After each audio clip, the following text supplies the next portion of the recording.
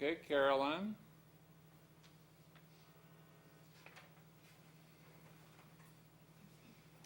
Now here's Ramana.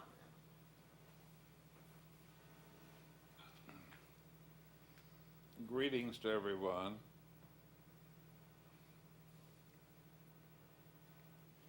In all time zones and all countries.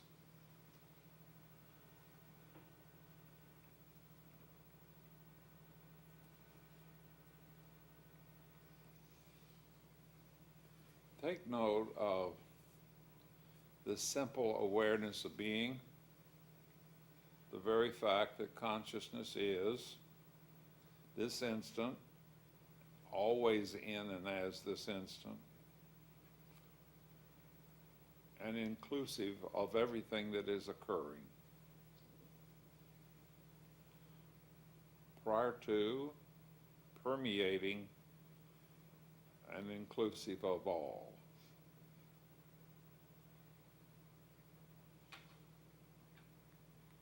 See that everything is the all-inclusive, all-comprehensive, undifferentiated, supreme, absolute being that is one's self.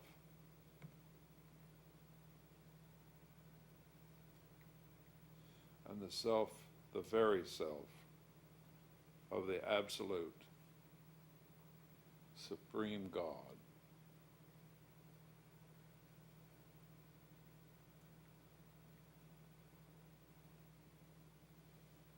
See and know this as the truth.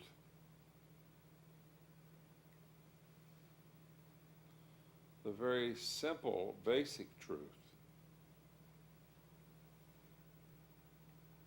The one reality in which there is no other.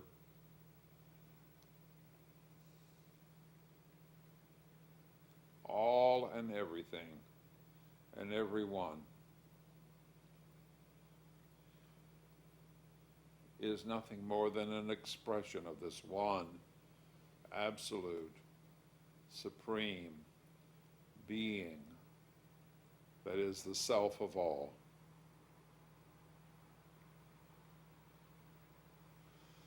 Know it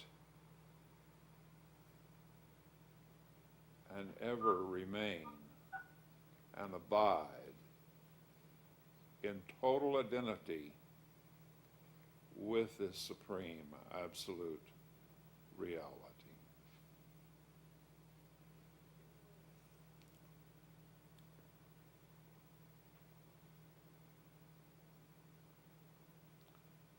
This is the location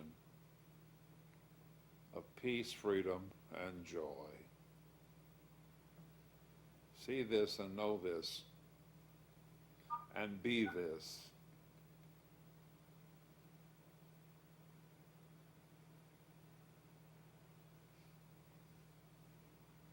And totally abide in this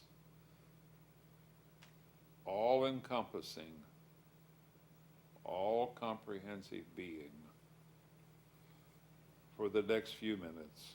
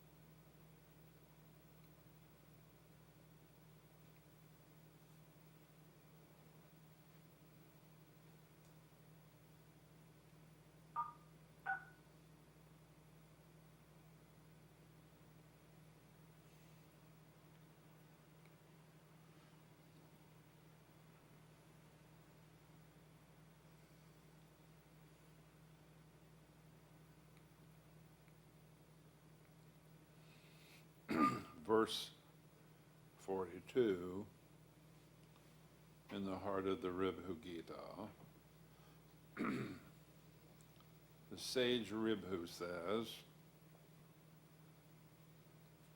by constantly thinking of the undifferentiated Supreme Being and forgetting thereby all thoughts, including the thought of the Supreme Being, you will become the all-comprehensive Supreme Being. Even a great sinner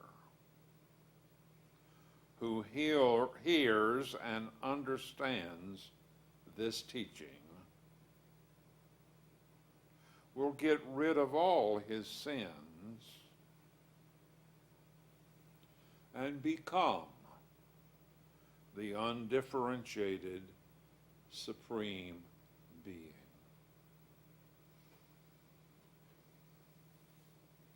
The sage says in verse 43 that the endless textbooks of spiritual instruction have already prescribed meditation as the means for attaining purity of mind.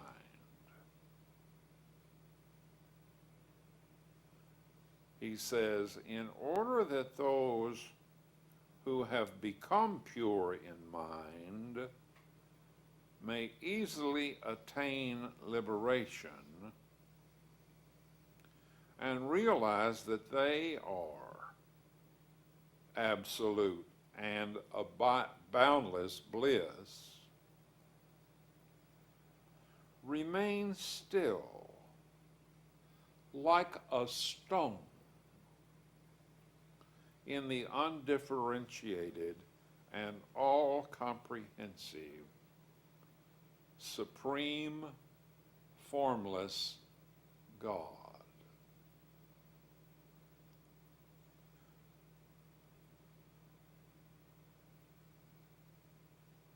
Verse 44, he says, therefore, attaining purity of mind by constantly thinking that everything that is known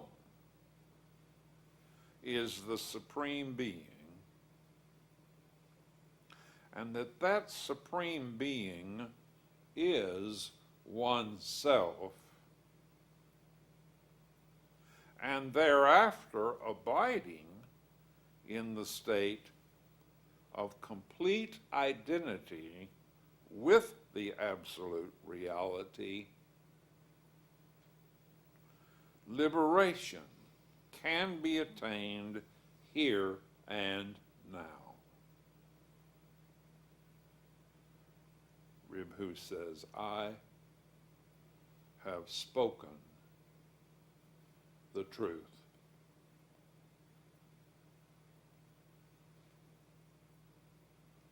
Verse 45, when one is convinced that one is always that which is existence, consciousness, bliss, and abides as that in a state of complete identity, one casts off the unreal bondage of identification with birth and death and attains liberation. This is the significance of the highly blissful mood and the dance of our supreme and undifferentiated Lord God.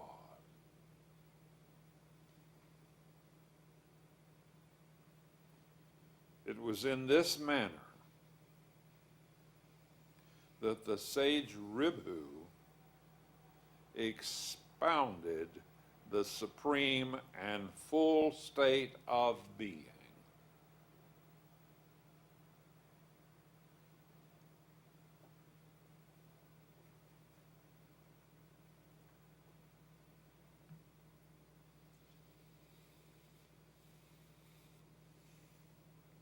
Abiding in this pure awareness that is the one self that we all are,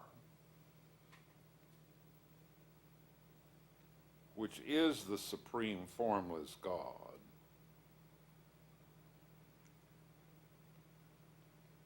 Let's be here now, present,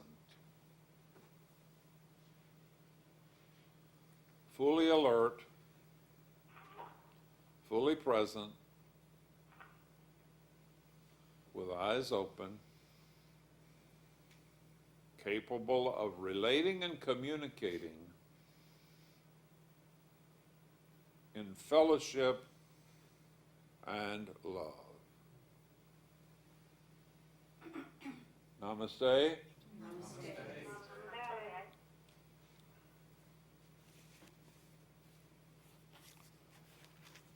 As you all know, we here at the Aham Center in North Carolina, as well as those that are in our ashram in India, meditate and abide in the stillness and silence for an hour prior to the interlude of satsang. Those of you elsewhere, I'm sure some of you also do. Some of you, I realize, may not be able to due to the difference in time zones. Whatever. But to the best of your ability, if you're able to do so, you're certainly urged to always take time to be in the stillness and silence prior to the interlude of satsang. I'm sure you already know the benefit there is to this abidance in the pure being of the self, in silence, in stillness.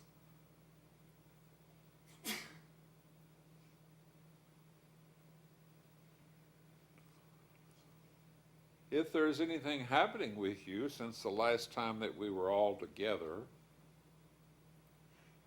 anything going on in your life, in your world, or in your spiritual practice in particular,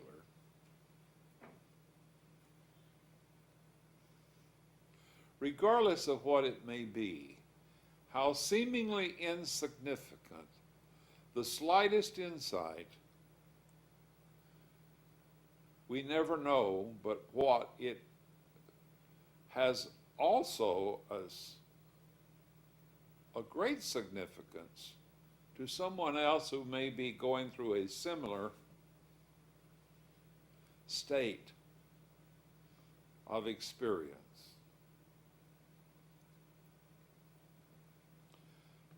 And when there is a sharing, all of us are urged to be very alert to what is triggered or takes rise in us from the sharing.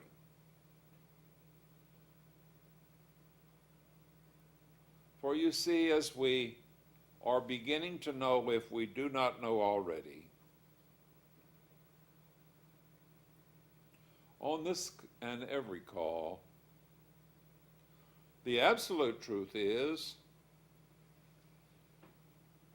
everything is occurring in us.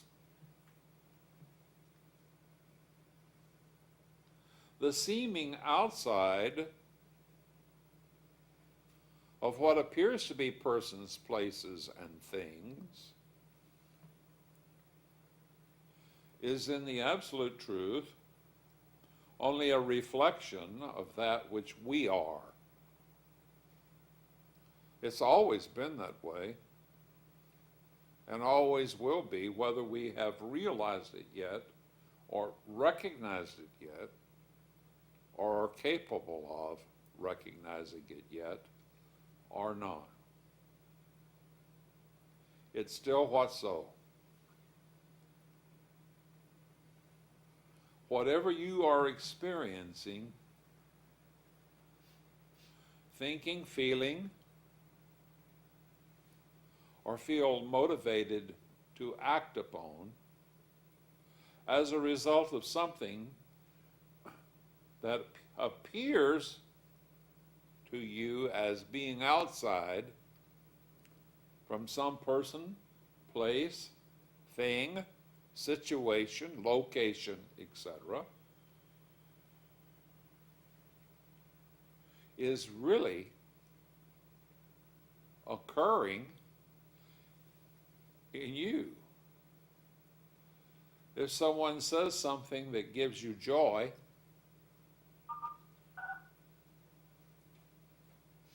look to see to what extent you may think that it's them outside that has said and done something that has given you joy, but where's the joy actually located?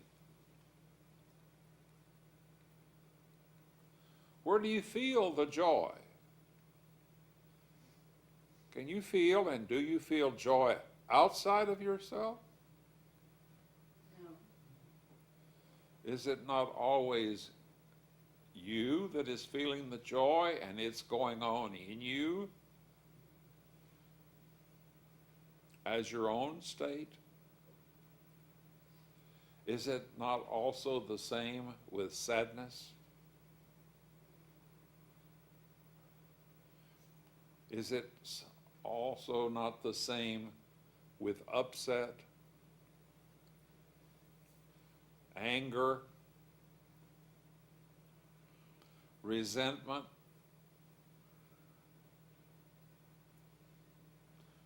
difficulty? Do we see that it is not outside? Can we see that nothing that is occurring that is an experience that we are having or that we're cognizant of? Can we see that it is not outside?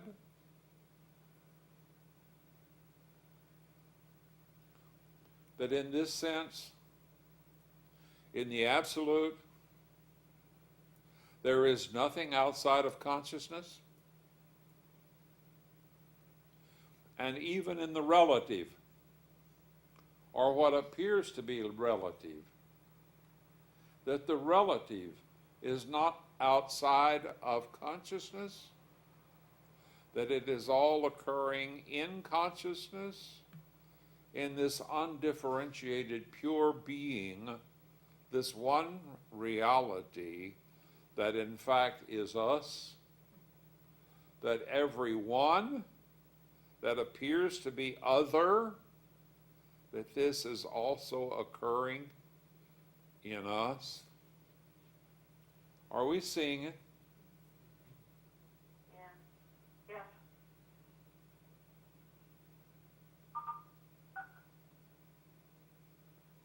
Are we accepting it?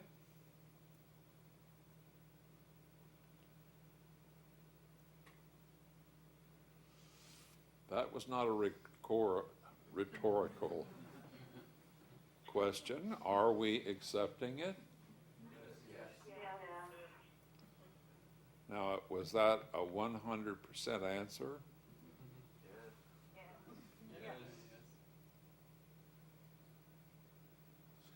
If we think that we're not accepting it, if we are feeling or believing or considering it as though we are not accepting it, Are we accepting that we are not accepting?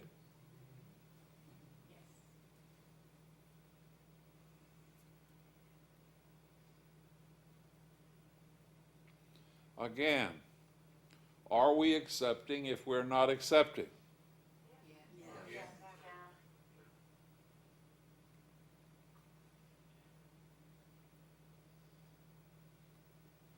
Now, in this consciousness, realize that whatever it is that you are doubtful or unliking or non-accepting of someone that seems to be going on outside of you and that one is in fact what's going on in you. That's not a judgment. These words are only pointers for you to look and see and get in touch with directly what so with regard to any and all perceptions or cognitions, all notions, all concepts, all theories, and all beliefs regarding anyone or anything. It is all going on in the one who is saying and thinking, first person singular, I am. I am the one that sees it. You may think, I am seeing it out there, but in the absolute, there is no out there. All relative perceptions are occurring in this one absolute that is the self we all are. And if we trace consciousness, the sense of I, back to the source from which it appears to occur or arise, it is going on in this one pure awareness that is universal in nature, absolute and total in nature, all comprehensive in nature. There is no separate one.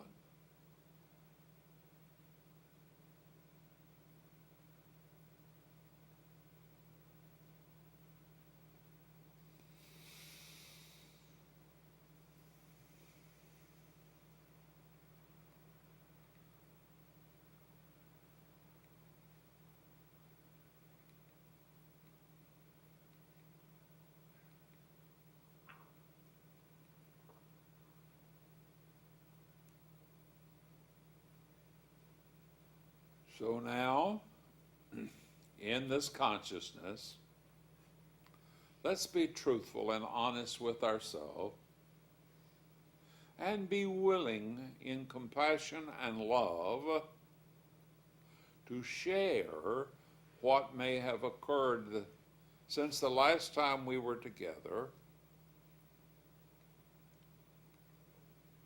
that has been an insight or an experience of significance to us, even slightly so. Be willing to share. Ramana, All right? this is George. Okay, George.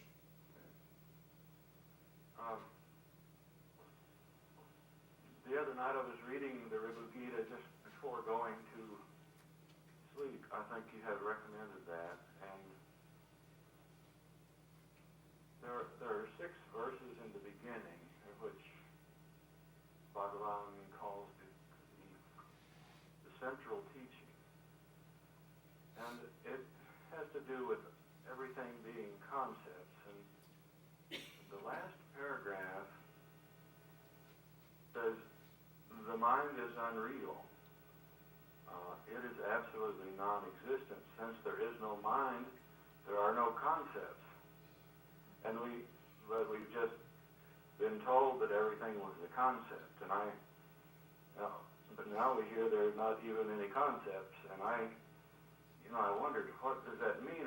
But I went to sleep somehow, just not knowing the answer to that question. When I woke the next morning, my mind was somewhat quiet. It's almost difficult to think, but during a meditation, I thought that can only be if there is only now, only this moment, only now. When we think there's something other than now, that's when the concepts all arise. If we have to leave the moment of now, so to speak, to come up with a concept of George or whatever problem is, or a master or a disciple, or, as he says, a world or a separate soul. We must, it must be that just being now and now and now is what this teaching means, that there aren't even any concepts. I don't know if I can make that clear, but I realize the importance of all there is right now, right at this moment. Exactly, George. That's all I have to say about it, I guess. Yes, George. Thank you. Exactly. When we let go of the sense of other,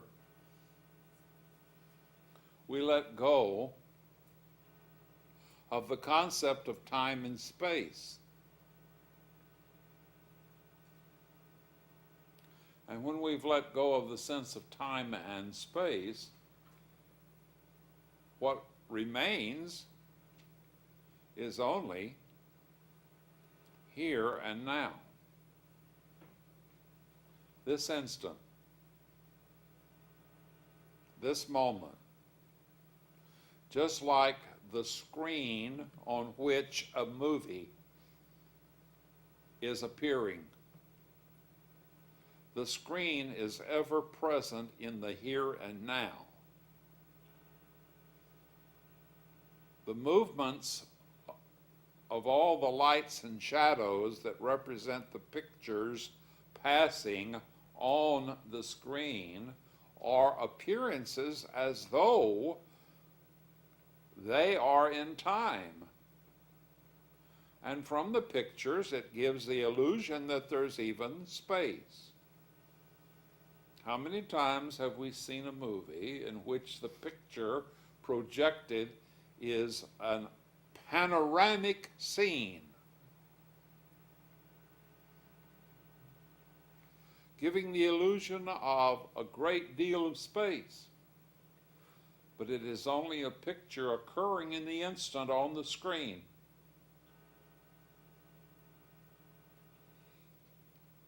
And if we consider that everything passing seems to have come from the past and going to a future, that seems to be what's so in the movie.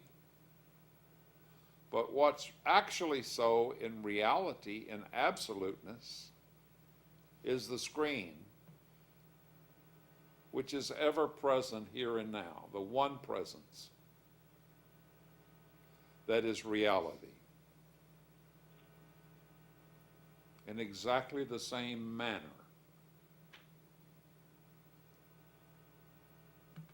What appears to be time and space and the passage of time is only a concept which is appearing on this absolute being, the universal awareness that in fact is the self that we are. And the principle and process is exactly the same with everyone, whether it is recognized yet or not. It's still what is occurring.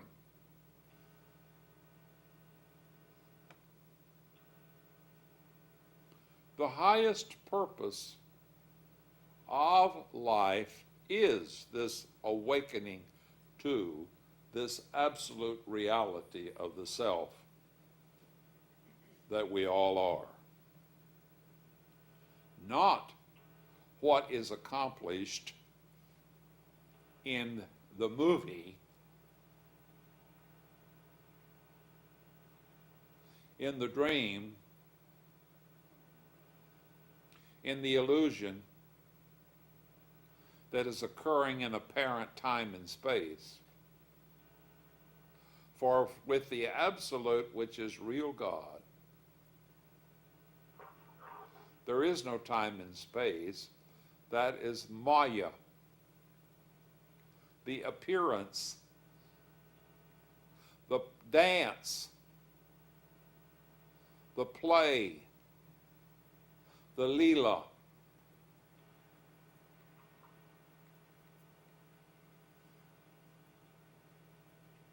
The high purpose of life is to awaken to this dance, this play, this drama, to see it from the awakened awareness. And once it's seen from the awakened awareness, as the awakened awareness, then there is no longer the forgetfulness of the truth. And in this non-forgetfulness of the truth, one can appear and enjoy as the Supreme is enjoying all that is appearing. This is when Jesus said, seek first this knowledge. Seek first this knowing, which he called the kingdom of God, the location of the Supreme Being and the play that the Supreme Being is engaged in right and pure and perfect alignment with this supreme knowledge or knowing. And then we can play and dance the dance of reality, of relative reality, I should say. And not get caught, not get stuck, but be free, ever happy and at peace.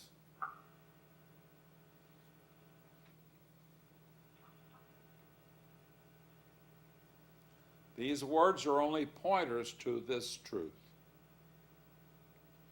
Let this truth be alive and awakened within you as you.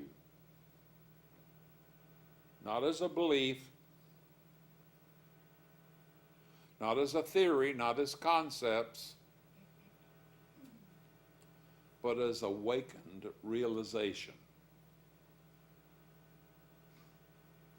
Abiding in it as it, in the freedom of this pure being is, and knowing it is liberation.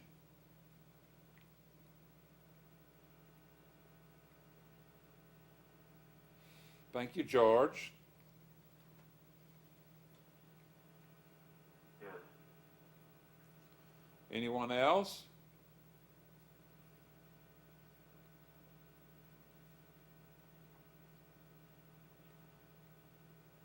Ramana, All right. this is Carolyn. Okay, Carolyn. So, what's being realized is that in this absolute, there is nothing that needs to nor can be changed. Nothing needs to change, be any differently. Not only does it need to, there is nothing to be changed or different, and no one to change anything or that needs to change anything. And so, just as it is in that moment,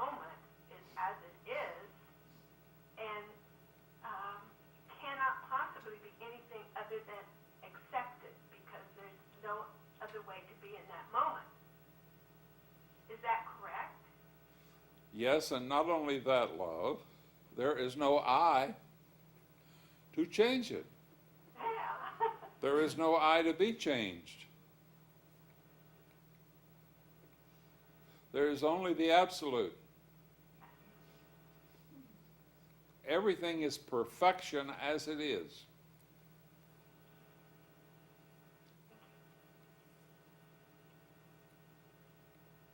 Simply let go of any sense of I and abide in the prior, pure being that shines, ever shines in and as and from this instant.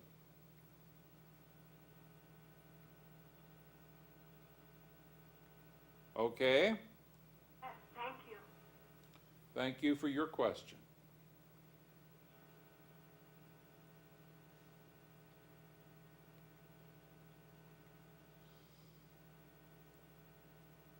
All right, anyone else?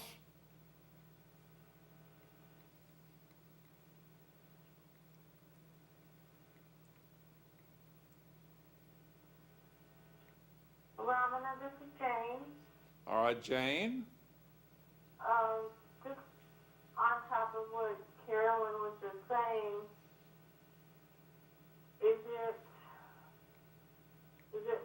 it tolerance then if there's Would you an speak I that a little more distinctly? Your words are kind of, to me, running together. You know my hearing defect. okay? Is it then tolerance if there's an I that maybe with any type of non-acceptance or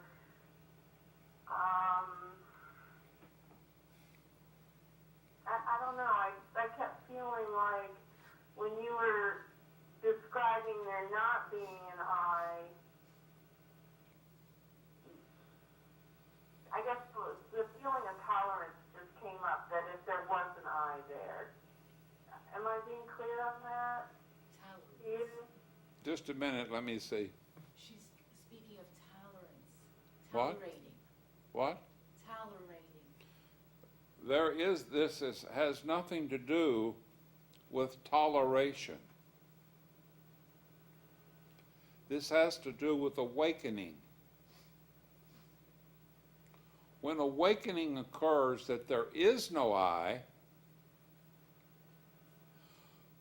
when awakening to truth of the absolute supreme oneness of all occurs, it's not a matter of toleration. There is no I to tolerate anything. There's no I to not tolerate anything. In and as and from this awakening, all is as it is unequivocally.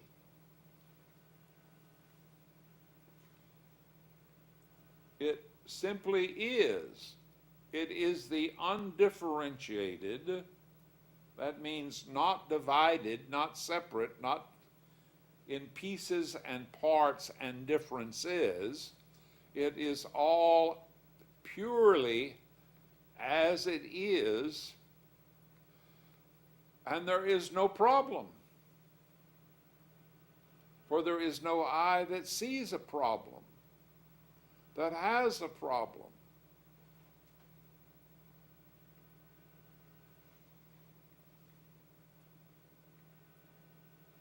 This is the result, the absolute result of taking inquiry all the way through to completion. Taking inquiry all the way through to completion is following the sense of I with attention only on the I, not an I this or an I that. but only on the I in its absoluteness, meaning all-inclusiveness. No thought other than I. All attention entirely on just I. And following this I to its place of origin in which the realization occurs, a dawning occurs, an awakening that there is no location for this I, there is no I. There's only this one all-inclusive awareness that is the self.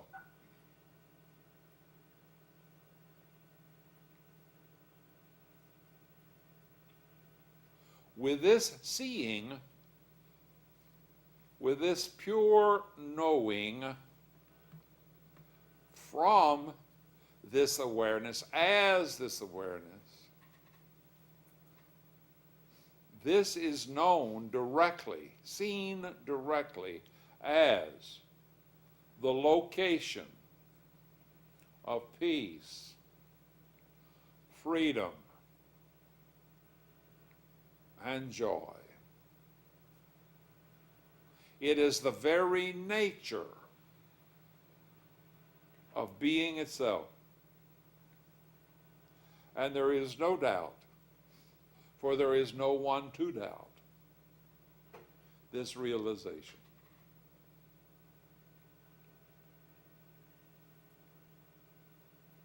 Okay, Jane?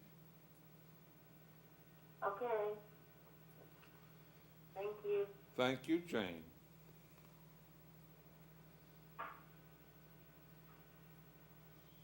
All right, anyone else?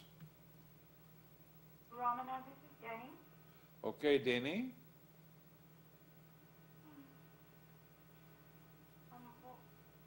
Well, one of the things that's coming up for me right now is this confusion of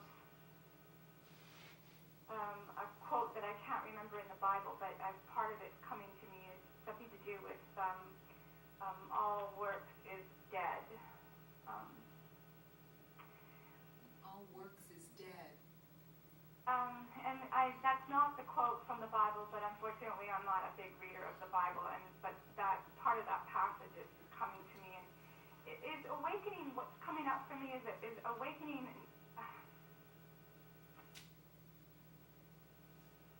is it not by grace? Is it not by grace? Grace is ever present. Grace is that which would make you even inquire. Grace is that which would cause you to even pursue this awakening itself. Grace is like the sun shining. The sun is ever shining, but we often just take the fact that the sun is shining for granted. For example, when the sun rises, unless we happen to be out at sunrise looking and seeing the sun, chances are, if we're engaged in activity, maybe we're just involved in our home, or maybe on our way to work, we don't actually look at and see the sun. But it's the light of the sun that makes it possible for us to see in the world, on the planet, everything that is occurring. Or if we're driving our automobiles, we're not in the darkness, we're able to see without our headlights. But how often do we actually look up at the sun and give recognition to the fact that the sun is shining and providing us with the light that we see by? It's ever shining, but for us to actually see it, we have to turn our attention in its direction and give gaze to it with our eyes, which of course we can't do very long because of its brightness. Well, in a similar sense, that's what's happening with grace. The difference is if we will turn our attention to this absolute awareness, we are not blinded by it. We're just forgetful of it, just like we're forgetful of the sun during the day when we're caught up in the activities of life and not considering the fact that the sun is shining. Okay? Okay. So the grace is ever present. So And there's this saying is coming up for me. It's something like, all works are dead but by grace. Isn't that, am I getting closer?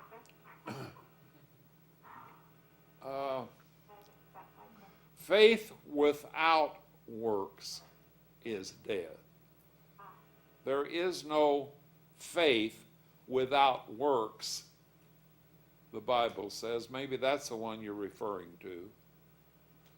And that means that we must act in the direction for which or in which we have intention and purpose or faith. That which we wish to bring into expression in our life.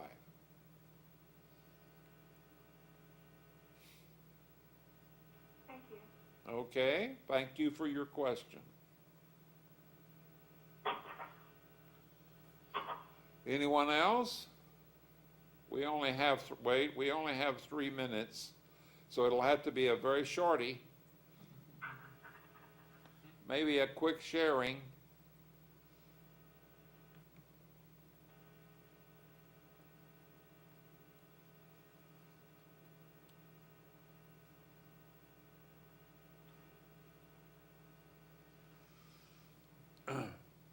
Just before coming for the silent time for tonight's satsang, or for the week, I'm calling it tonight's because it's nighttime here. Whatever the time zone you're in, it will be whatever time zone you're in. Just before we came to the silence for the satsang, Vivian had sent me a website connection, and I had opened it, and she was there, and we opened it. She was looking at it along with me. That is some NASA photographs of astronauts had taken photographs from outer space of the Earth. And it's absolutely, what's the word? Spectacular. Spectacular. I'm going to pass it on to our staff here, if Vivian hasn't done it already, and let the staff pass it on to all of you, or if you will just email us in if you're interested in having it. I believe it came from Barbara originally to us. It's absolutely spectacular. And I urge all of you to see it, to experience it, and know it's about the Earth from outer space, and it shows the entire Earth, how it's lighted up at nighttime, the different countries, being able to see the depths of the ocean in different places. It's more shallow than at others. It's absolutely, truly spectacular. And understand that when you watch it, that you're the one that is seeing it, and by seeing it, it is going on in you. It's just like the movie. The entire Earth is occurring as a notion, as a concept, as a manifestation in consciousness that is you. You are the consciousness that is sustaining the very notion of the entire world. And when you're seeing this spectacular view of all the cities lighted up at night from outer space, know all of these cities, all of the people in all of these cities are expressions of you. Namaste. Namaste.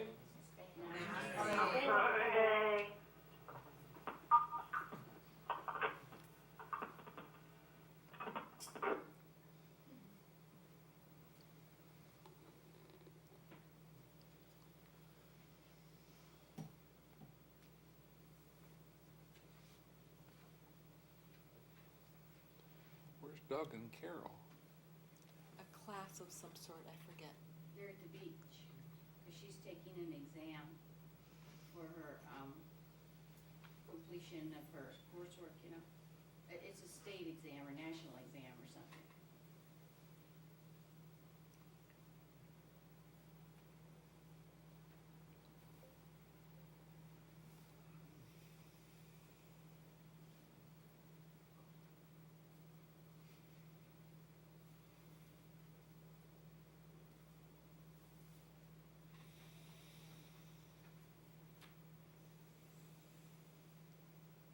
Anyone here have anything that you didn't feel like bringing up? That you might be willing to bring up now? All right, Teresa? Well, I feel the grace of being able to be here so much, to live here. I'm sorry? I feel the grace of being able to be here so much. And last night, and of course, you know, we're all aware of the Eckhart Tolle teachings getting spread all over the world, the conscious teachings. And I was reading last night. I went to sleep reading the transcript of it, and of one of the talks, and it, you know, it just felt so good to know that's out there. And then today I was in a family therapy session with Jackson and his therapist, and his therapist was telling him to accept and love everything. He took him through a revision process. I mean, it just seems like everywhere I go, you know, it's all, I'm experiencing the truth.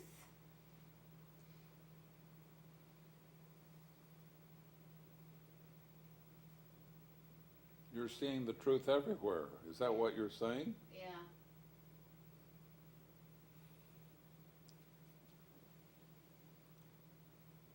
Yes. Is that it? Yes. Anything else? No. Well, I've cautioned you about that.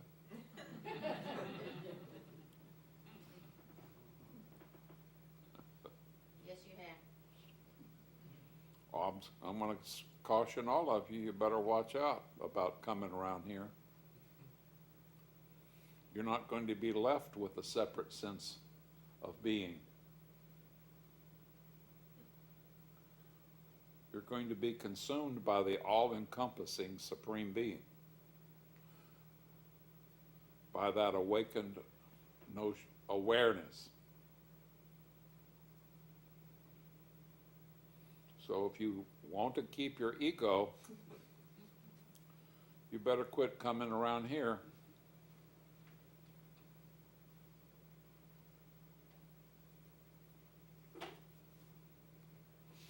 All right? Anyone?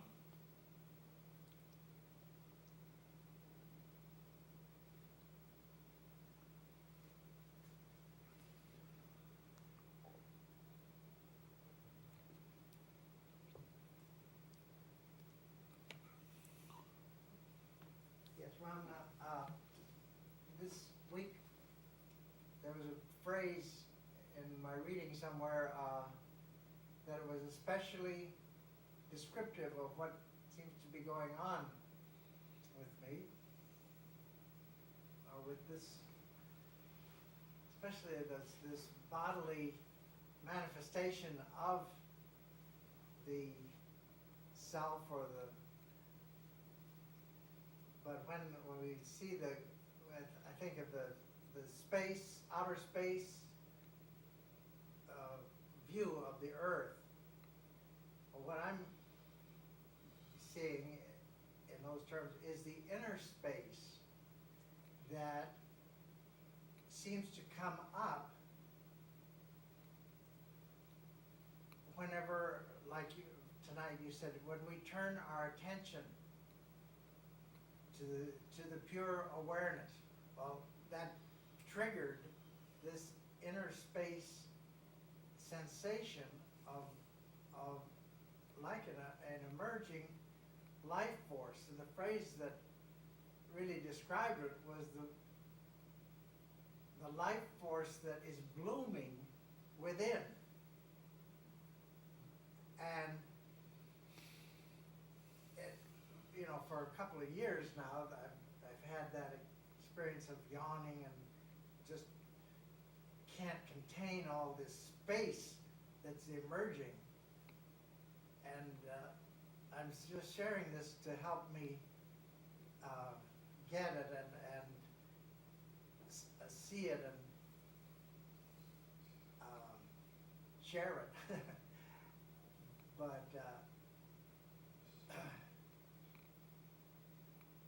it's kind of funny in the sense that it is a bodily manifestation of something totally apart from the body. But it is, in a way, it is space.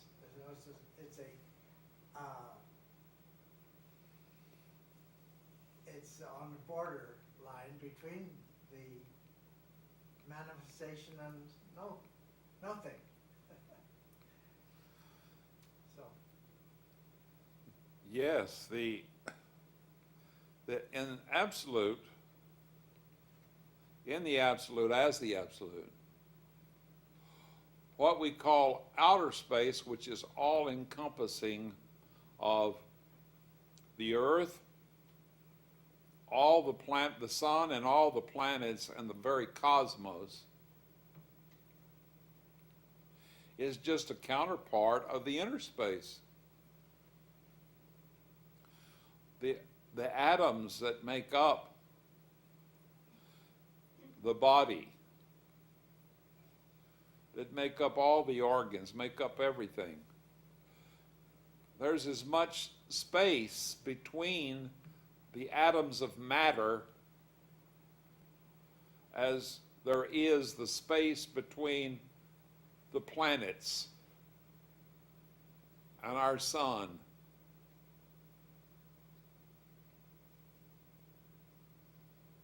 The inner space is just as vast as the outer space,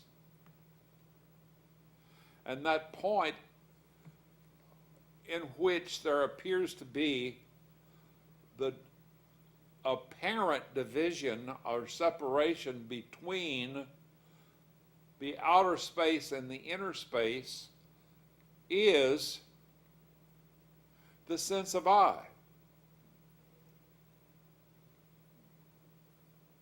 It's the sense of I that is aware of the outer space as well as the inner space.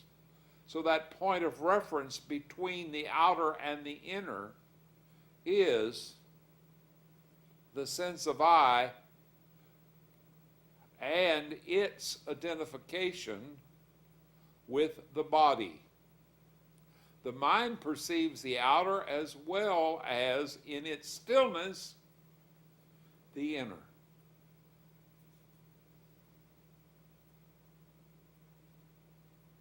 Stay with the inquiry, and this will reveal itself, if it has not revealed itself already.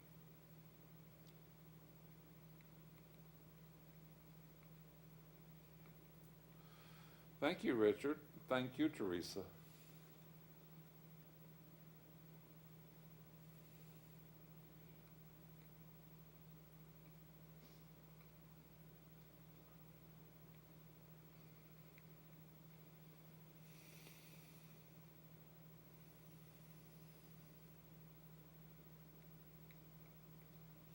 All right, anyone else?